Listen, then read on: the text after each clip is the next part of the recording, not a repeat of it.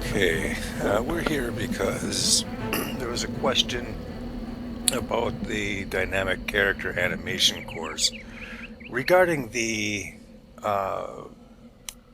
collision helpers that I add for Rosie's hair. And so we have Rosie 8 here. And if I turn on the hair, now this is a single wearable. And inside that wearable, we have the dForce classic long and curly hair. And then on Rosie 8 here, we also have the addition of Laney hair, which gives it a little more poof on the top with tight curls. But let's turn that off for a second here. Now, when I load in this wearable, it not only loads in these two, but if I select a collar and open it up, we'll see that there is a null inside there. And same with the other collar. So we have two nulls, and each one of them has a cone inside of it. And the way I have it set up is if you look on display over here, the visibility is on, visible in simulation is on, but it's not visible in the viewport, it's not selectable in the viewport, and it's not visible in the render. So let's change this by clicking visible in viewport, and we'll do that for both of them. And not only does it load these in when I load the hair wearable, it's part of the, and we'll go over that in a second too, but also you see this keyframe on frame 10. Now if we play this, you see what happens. Now it just stops right there. Now what it does is it gives the hair a chance to start to settle, and then by gradually coming out like this, it stops it from settling right in front of her face. Okay, and if we look at them, they are cones that are really quite narrow by the time they get close, and then they expand out, and that is just to keep them guided towards the figure rather than wanting to go into whatever this collision object is. That's why I'm using cones, and that's why I have them flared like that. Okay, and that's not all. If we hide those again and select the face, the head, there is a collider in there, and that one's not attached to a null, it's just a cone. And if we turn that one on, you can see that it is just a squished cone keeping her face free and clear, just in case they do happen to get past these other two, which does happen from time to time. If that gets past them, they're pretty much stuck there unless the action is really strong and it can get back to the other side, which is fine. If it doesn't work, we just change how the cone behavior is along the timeline and make corrections. But this is a great default start when we have all of these. That's another thing you can do, is select them all and click on display for all of them over here and go ahead and turn them on. And now we have our three collision objects that help to keep the face free and clear.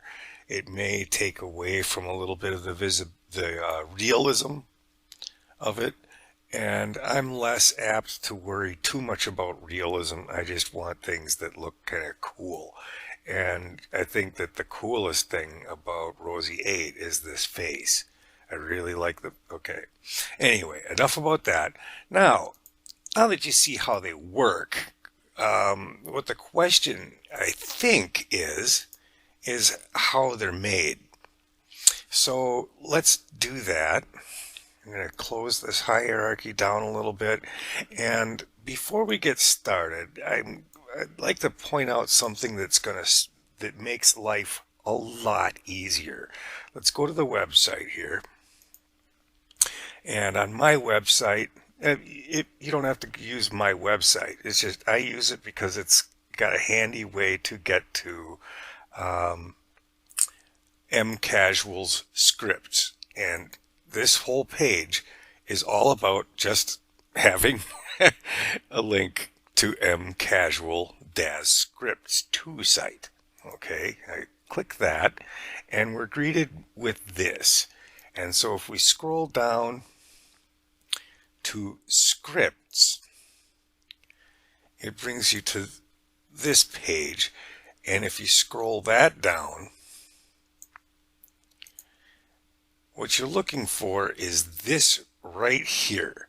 It's called MCJ Change Orientation. And you see it's good for Daz Studio 1, 2, 3, and 4.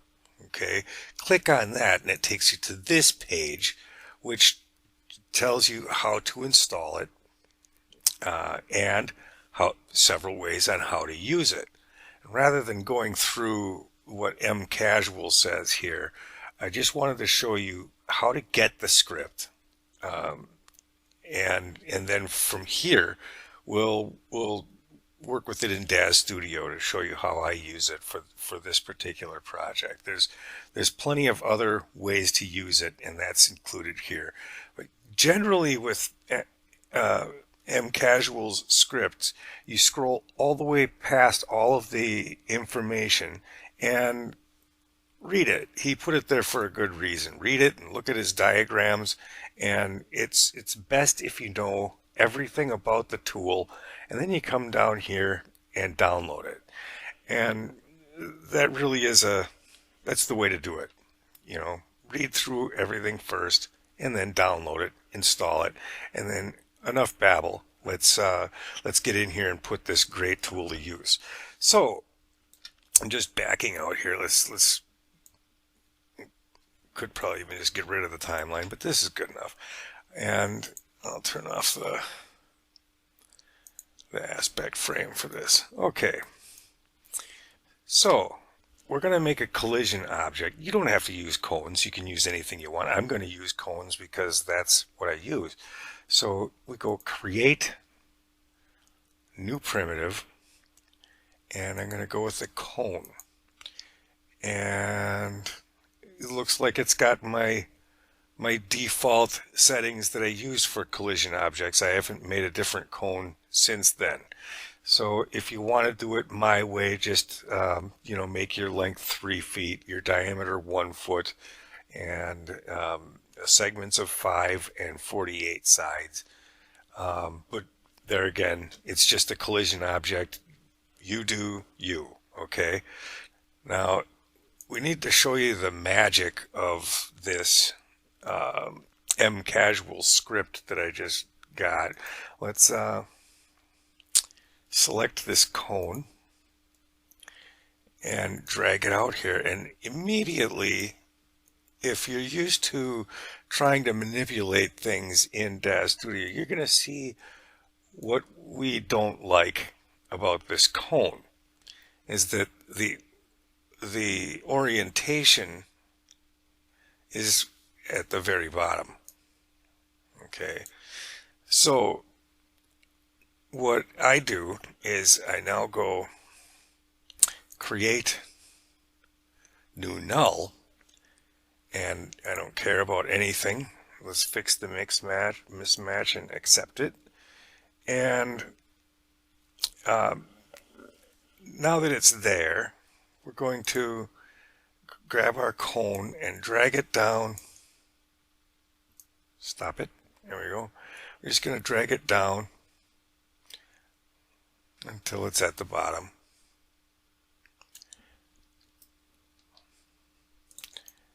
And then what I'm going to do is select the null and then the cone, and I'm going to align just not the Y, and I'm not going to do origins. I'm going to go centers, we're going to go no change for Y, just the X and Z. And I probably only have to do Z because that's the only one that I changed. Anyway, if you don't move the cone when you first bring it in, you don't have to go through the align process. All you really have to do is drag it down to the bottom so that the point is where the null is. So let's select the null, and it doesn't have to be perfect, but that's really good. So now with the null selected, I'm going to control select the cone, and where you find the scripts is, let's close out people here, makes it easier. Go to scripts, mcasual, and the one we're looking for is MCJ change orientation. Okay, now if you right click on that, you can go create custom action, and what that does is it brings up a dialog where you can give it a sub menu. It's going to end up in this scripts menu right here. So you can see that I have one for M Casual, I have one for Zaz, VWD. So you're not going to have that right away, so you just type it in here, and then you'll have a sub menu within here. And then this will be already filled out according to the tool. And if you feel like changing that, you can't. I'm going to cancel out of that. So I never have to navigate to the scripts over here. I just go to scripts, mcasual, MJ change orientation. And what I'm doing is I'm setting origin to marker 1. The first thing I selected is marker 1. The second thing I selected is what I'm changing the orientation of. So let's move this over here. Now watch this gizmo. See, that's what we need. And then you just click exit, or it's and exit. And now we can take the cone and parent it to the null, and while the cone is selected, we'll turn that, so then now we see that is the X rotation, and we'll change that to 90. Okay, now it's sitting out straight, and mine are at the collar. So I go right collar, control select the null, align, and this time I want everything to be at the origin. All of them. All three origin. Align origins, align origins, align origins, apply. And now you've got that right on the collar. And here is where you adjust how you would like this shape to match up here. So you can either drag it in a little bit, and you're not moving the null. The null is still right where the shoulder is. And in fact, what we're going to do is we're going to parent that to the collar. Did I get the right collar? No. Right collar. Right collar. There we go.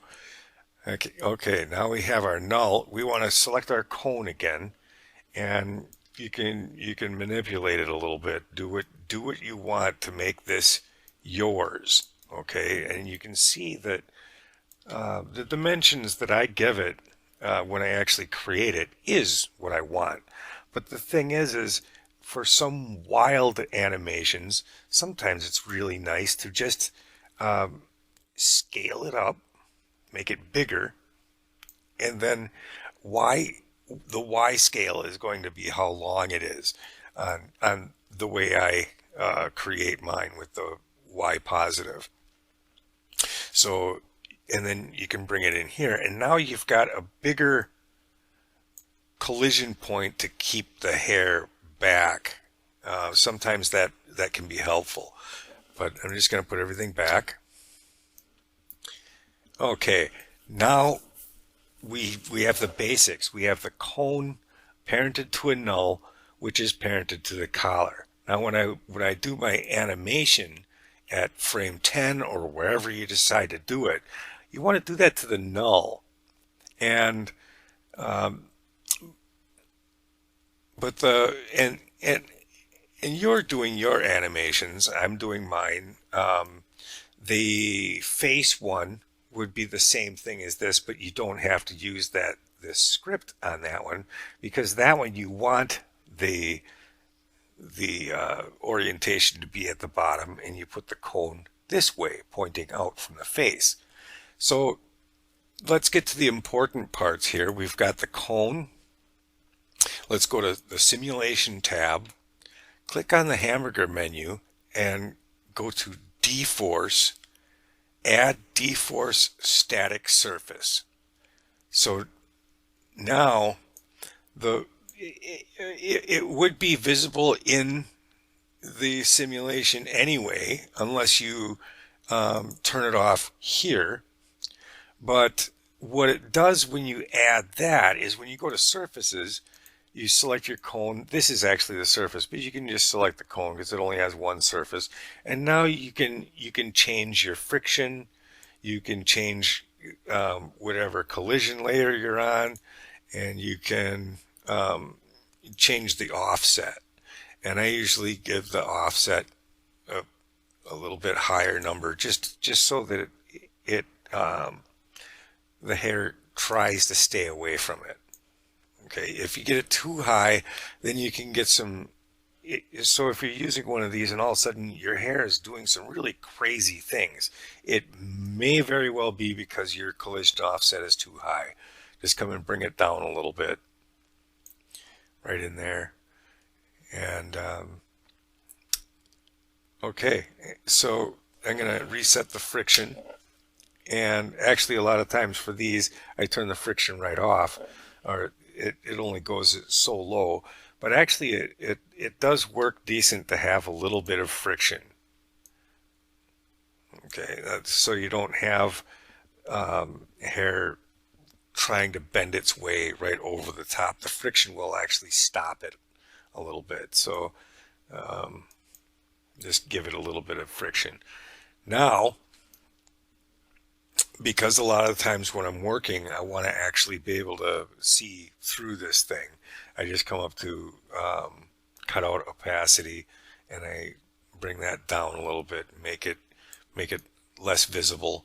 And like the one with the face, I actually just changed the color, and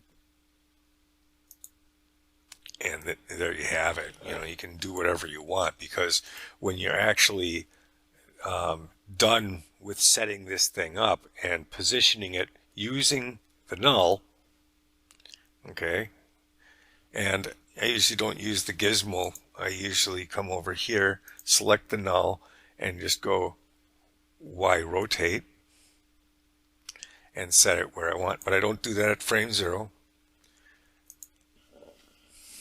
At frame 0, I keep it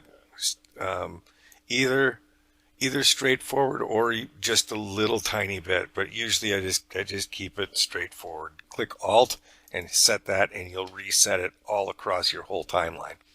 And then we'll just come to 10 is my number. I don't want to give it too much time to come over here. I want, while it's still settling down on her, I set the Y rotate over to, right in there. It's there again, that's to your own taste, but that's how we do it. And you can do more of them. You can do a whole lot. I'll show you another one. I'm just going to delete this. And another way to do it, if you don't want to make a motion one, all you want is a shield there. We'll create a, here we go. We'll create a primitive, and we'll just do another cone just like that. And this time, And I'll just use the translation tools here. I'll go rotate 90 to start with, and I'll just bring it up, bring it forward just a little bit, and then I'll go X scale is a little too high, and Z scale, we'll crank that up a little bit, and we can bring the Y scale right on down. And now you've got a cone. Now you've got a shield. That's another type of shield. You use that, and then we'll keep the cone selected and go edit, duplicate node, and select your new cone and scale it down a little bit. Bring the Y translation up. Give it a little more rotation. Squish that Y rotate. Scale it down a little bit more. Come in, take a look from the front. Let's zoom in. Take a look from the front. And that's not a bad thing. You can actually use these edges to keep the hair, but a lot of times what that can have the effect to do is your hair will get stuck on it and it'll form like a clumped line there. So it is better to just use the figures shape for that. So I would just bring this Y scale down and squish that a little bit, and then bring this Z scale down a bit, bring it up a little more. And what I've noticed with Daz Studio is a lot of times it's a lot easier to get good adjustments with the dials rather than using the gizmos,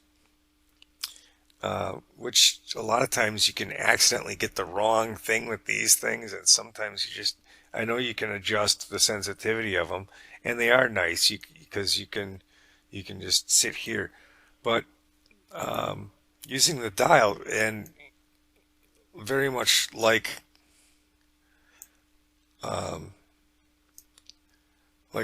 my old poser days, this software really seems to enjoy it if you use dials. It like rewards you. Now, when you're using these types of shields instead of the first kind that I showed, you can have problems with pinching. And so I tried to solve that by adding more cones. And what I really found is that the method that I use works really consistent over a lot of different types of animations. So I hope that clears it up for you, and I'm glad you asked, because it's important to show these things. And have a great day.